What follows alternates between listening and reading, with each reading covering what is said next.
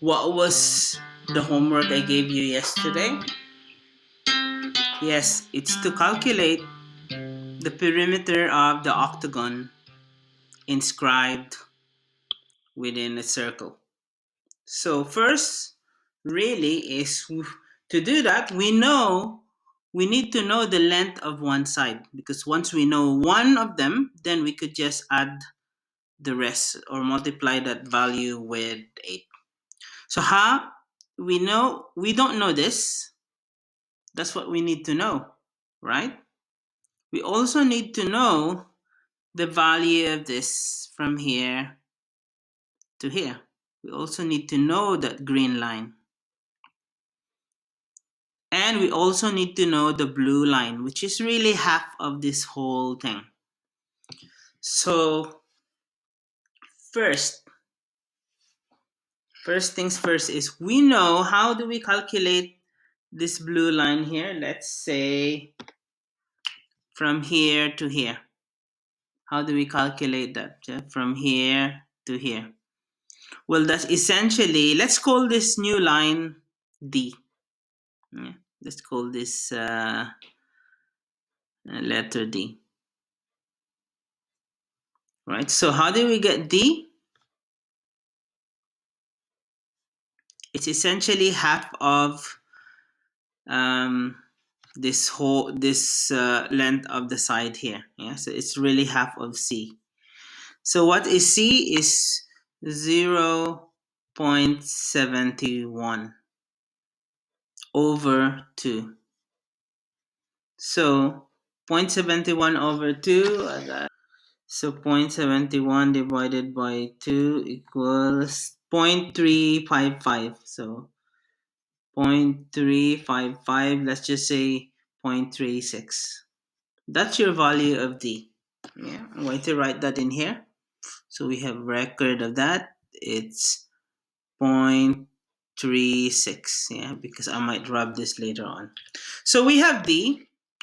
Do we know what the green one is? Because once we know the value of this and this, we can do Pythagoras formula.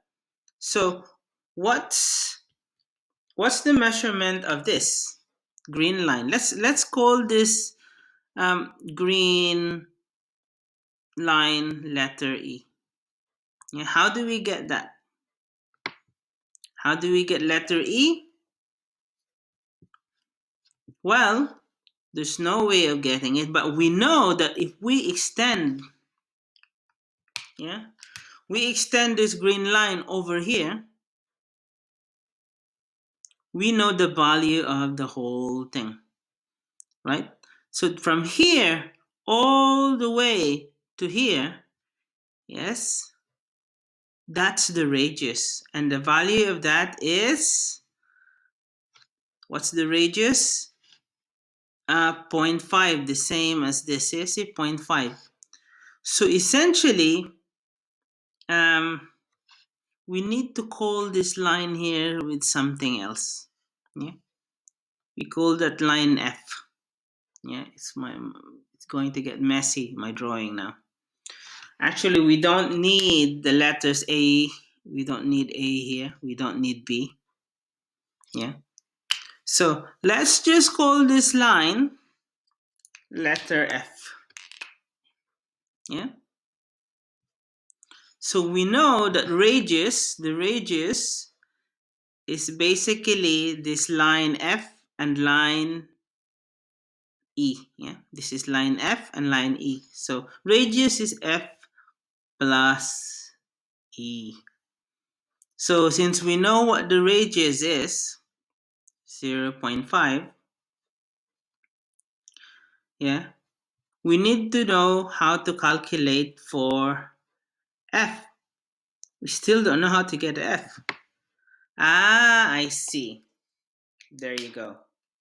I knew I've done this before. I just couldn't remember how to do it. Let's isolate this whole thing in here. Yeah, this whole thing. So this drawing, this one here is this one.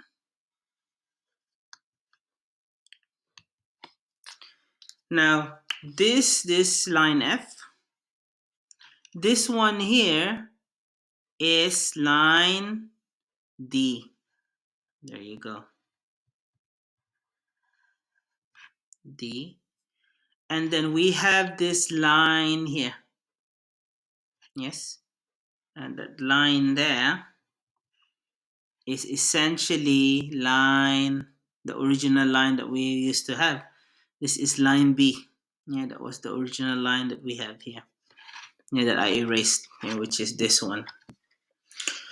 And so we have the value for this, yeah, D, which is here. We have the value for B, which is there. We can calculate for F through what? Through Pythagoras, yeah, because that's a right angle here, yeah. This is a right angle here. So we have to say here we have new letters, yeah. So this is the longest line here.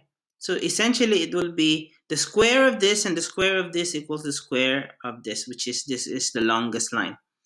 So we have essentially the square of D plus the square of F is equal to the square of this. Now if we are calculating for F, right? Well, let's just substitute now. What is this D? D is 0.36.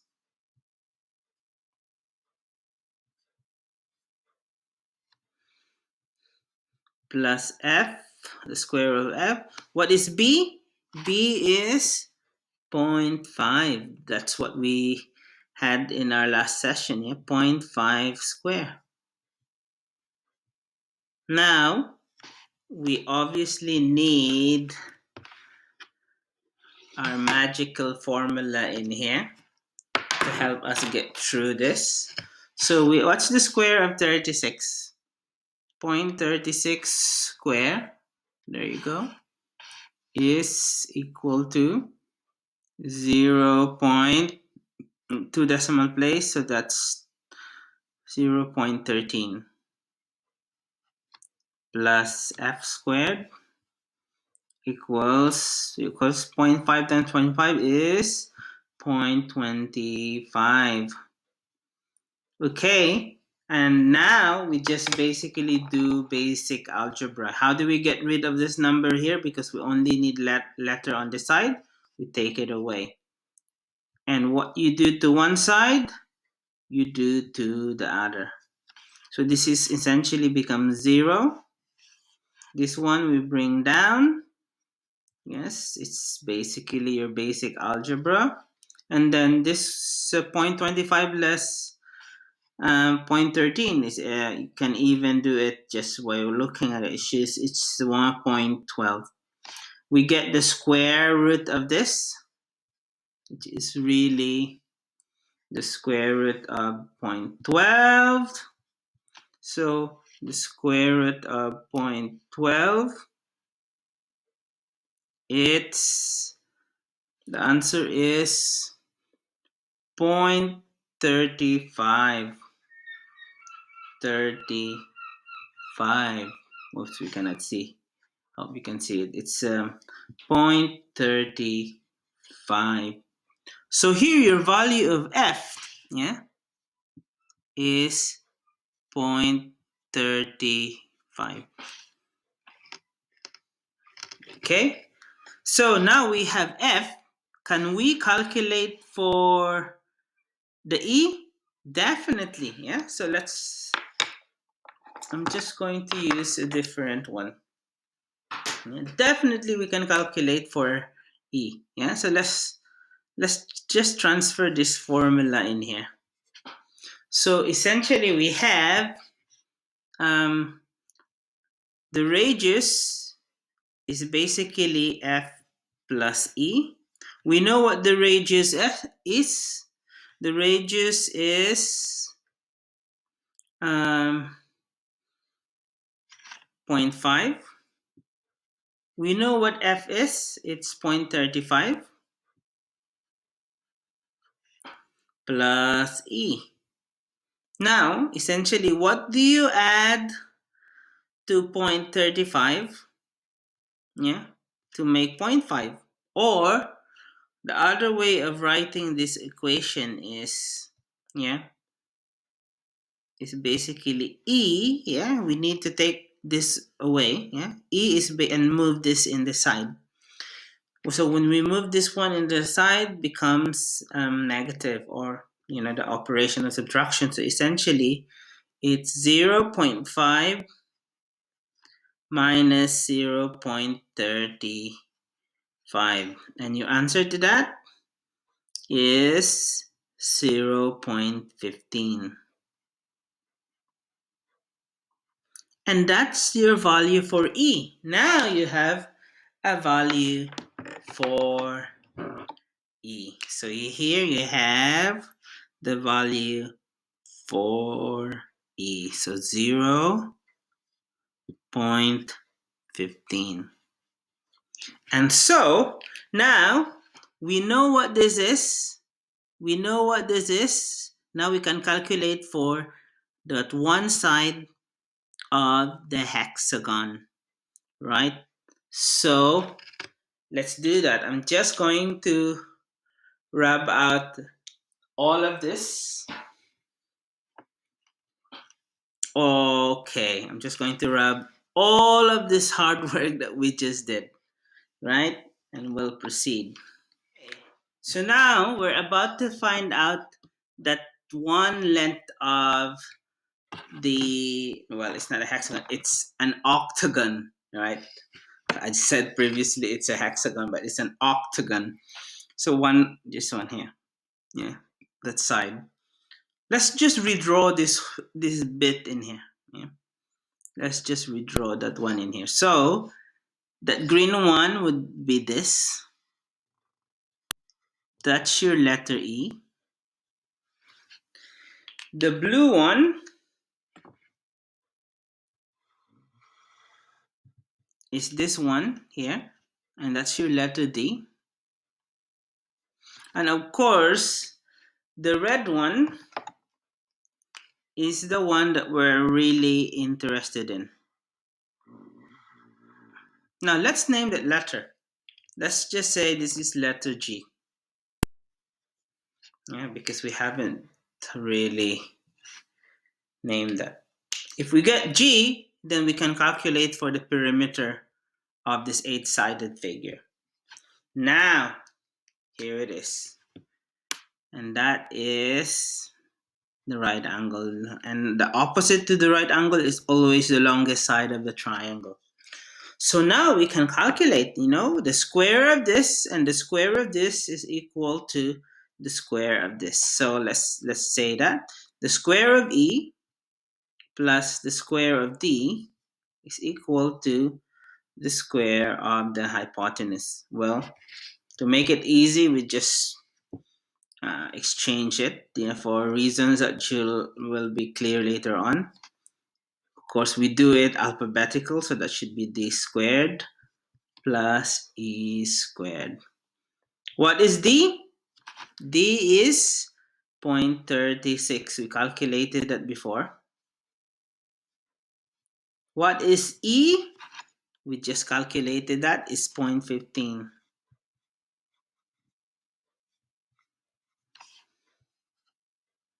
And so, let's ask the help of our friendly calculator. I hope this is clear to you, because the lighting system now is not very good. So here 0.36 is here. I'll just copy the whole thing, and I'll the final answer would be much into significant figures. So, and then the square of 15, what is 15 times 15?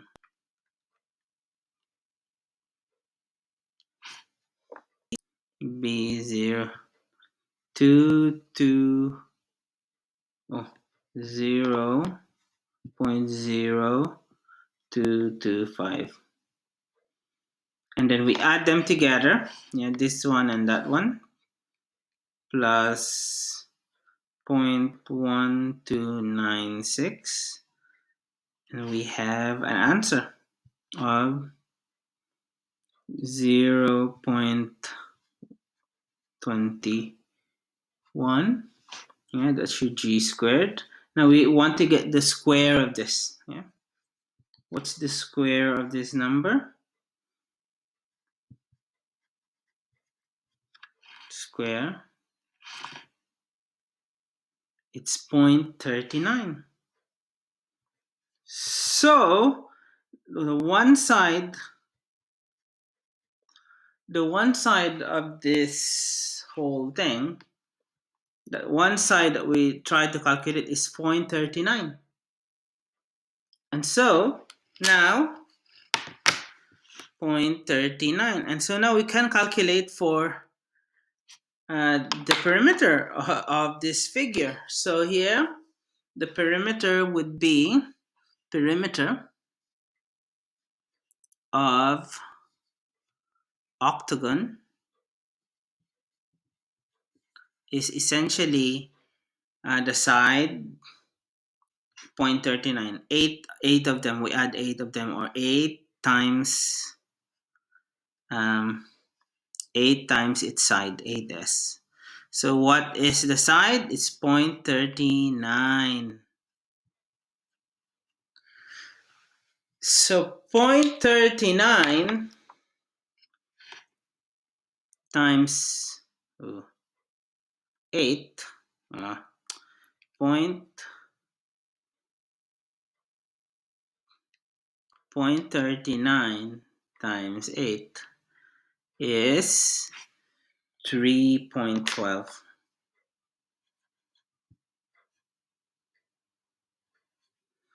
And so that's the perimeter of the octagon. Now let's see, if we have the value of the pi. So now pi is